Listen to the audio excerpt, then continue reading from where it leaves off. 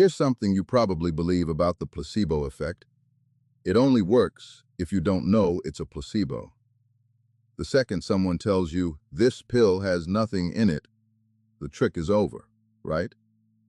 Doctors have been running trials for over a decade that say that's wrong. They tell patients, in plain language, this is a sugar pill, there's no active ingredient. And it still works. The whole concept of the placebo effect, as most of us learned it, depends on deception. That's baked into how it's used in medicine. It's the control in a controlled trial specifically because the patient doesn't know which pill they got. Take away the secrecy, the thinking goes, and you take away the effect.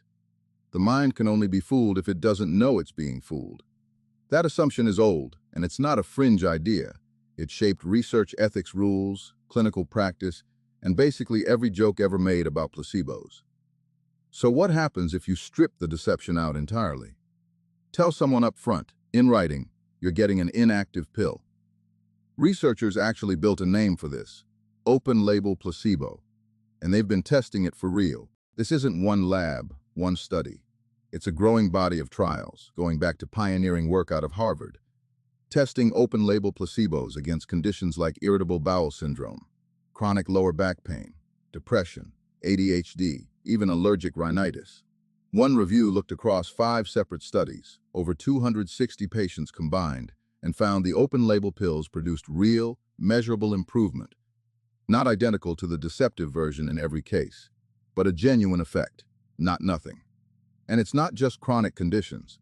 A more recent trial took healthy older adults, people with no diagnosis to treat, gave them openly labeled placebo pills for 3 weeks, and measured them before and after.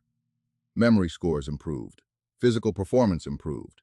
Self-reported stress went down. They knew, the entire time, that the pill was inert. So if it's not the lie doing the work, what is? Researchers point to a few overlapping mechanisms. One is straightforward conditioning. The same way Pavlov's dogs learn to salivate at a bell, your body can learn to respond to the ritual of taking a pill. The routine itself becomes a cue. Another is expectation.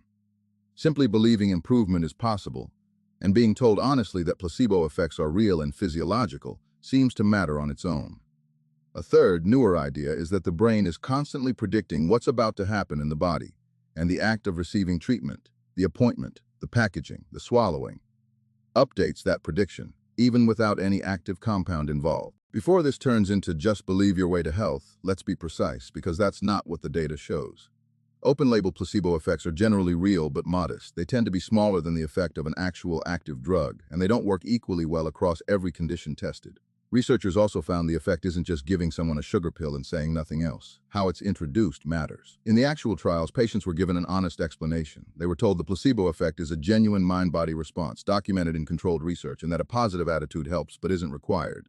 Strip away that context. Just hand someone an unlabeled pill with no explanation, and the effect tends to weaken. But here's what makes this genuinely significant. It directly breaks the old assumption that belief has to be tricked into existence. The textbook model said the placebo response requires the patient to not know, that transparency would collapse the effect down to zero. These trials show that's not true. The ritual of care and the expectation it creates appears to be doing real physiological work on its own, independent of the secrecy. That has real implications for medicine. It means a doctor could, in principle, ethically offer a placebo as a genuine option, no lying required, for conditions where the risk of an active drug isn't worth it. That's not something the old model allowed for at all. So what's actually going on here? It's not that your mind is being fooled. It's that a huge amount of what we call treatment, the pill, the appointment, the doctor's attention, the act of doing something about a problem, carries its own physiological weight, separate from whatever active ingredient is or isn't inside it. The headline isn't placebos are magic. It's that the thing we assumed had to be hidden to work, the mind's ability to respond to care and expectation, doesn't need to be hidden at all. Tell people the truth, and a meaningful chunk of the effect survives anyway. If that changes how you think about what's actually happening at the doctor's office, or in your own medicine cabinet, that's exactly the kind of finding worth sitting with. This channel exists to find results like this, ones that actually overturn what we assumed was settled. So if that's useful to you, Subscribing means you catch the next one.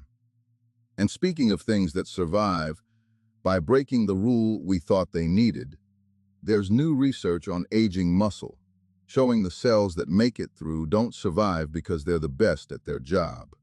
They survive because they got worse at it, on purpose. That one's next.